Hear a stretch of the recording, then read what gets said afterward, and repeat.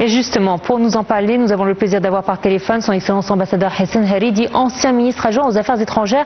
Bonsoir Votre Excellence. Bonsoir Madame.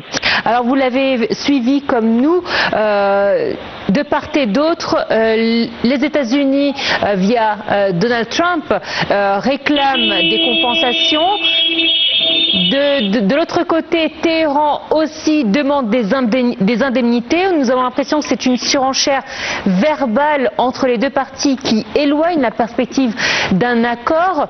Comment voyez-vous justement ces dernières déclarations de part et d'autre? Non, je crois que nous sommes toujours dans le cadre, dans le contexte de l'accord de juin dernier, mais chaque partie de son côté fait de son mieux pour parvenir pour trouver des avantages, et chacun veut annoncer une certaine victoire entre guillemets dans cette confrontation qui entre dans le 6e mois. Mais il y a un changement de tactique de part et d'autre. De la part de l'administration américaine, ce n'est plus la force militaire qui est en jeu, mais les pressions économiques. De point de vue iranien, certainement il y a des changements qui sont en cours, des changements dans les postes supérieurs de l'État qui sont en cours actuellement. Alors le système politique iranien n'arrive pas à arrêter une position claire, définitive sur comment continuer les négociations avec l'administration américaine. Mais ce qui est sûr et certain est que les deux parties voudraient arriver à un accord qui mettrait fin à cette confrontation militaire. Ceci dit, ça ne veut pas dire que la guerre va se terminer. Mais la confrontation qui a débuté le février dernier va s'arrêter pour quelque temps et on verra depuis soit l'administration américaine ou Israël entre dans un cycle électoral. Les Israéliens le mois d'octobre prochain et les Américains le mois suivant, novembre. Les élections de mi-mandat. Alors, les deux, particulièrement les Israéliens, vont certainement faire de leur mieux, particulièrement le chef du gouvernement israélien, va essayer dans cette campagne électorale de se montrer comme le garant de la sécurité d'Israël et de la sécurité et stabilité au Moyen-Orient, par le truchement d'une position ferme contre l'Iran. L'autre jour, il a annoncé que soit il y a un accord entre les Américains et les Iraniens ou non, Israël va continuer à s'opposer à l'Iran pour qu'elle ne puisse jamais obtenir une arme nucléaire. Voilà comment je vois les choses, mais certainement on ne peut pas exclure un certain accord dans les prochains jours. Alors, vous qui suivez beaucoup l'actualité à travers des chaînes étrangères notamment, nous l'avons dit, la position de Donald Trump, elle est connue, celle d'Israël aussi, mais sa position est-elle la même que celle du Congrès ou de l'opinion publique américaine?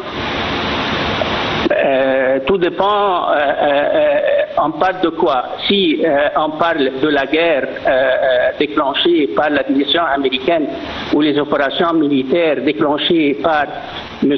Trump avec le chef du gouvernement israélien, certainement non.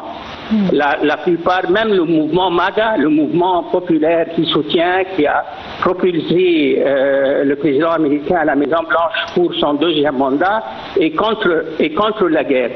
Et lui-même, le président américain veut sincèrement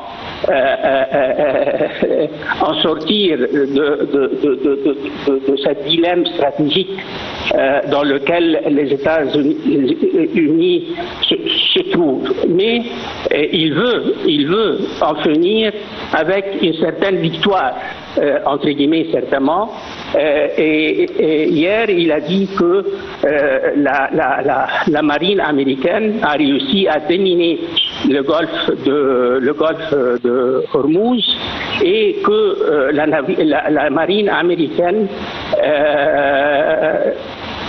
permet aux pétroliers de traverser le détroit d'Hormuz. Est-ce que ça c'est vrai ou non, reste à le confirmer, mais certainement de point de vue militaire, c'est certainement la haute main, c'est pour les Américains. Mais maintenant, ce n'est pas une équation qui est le plus fort, mais c'est les pressions économiques et financières qui sont en jeu actuellement. Et à mon avis personnel, ces pressions-là vont probablement déterminer l'issue de cette confrontation.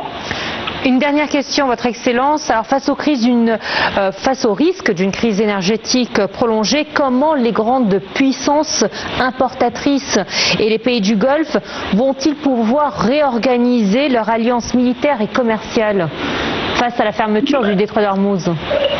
Selon plusieurs experts internationaux,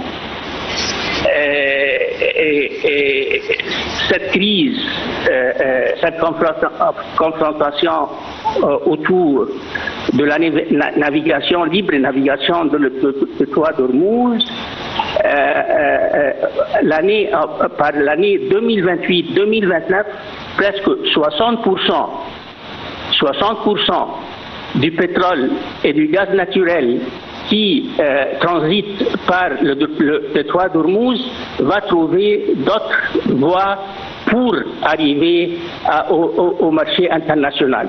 Alors, dans les années à venir, d'ici 2028-2029, l'importance stratégique du détroit d'Ormuz va se diminuer à la lumière de ces opinions par les experts internationaux. Votre Excellence, merci infiniment de votre intervention dans notre programme Oracle du Nil et merci pour toutes ces informations précieuses. Une courte pause et on se retrouve tout de suite après.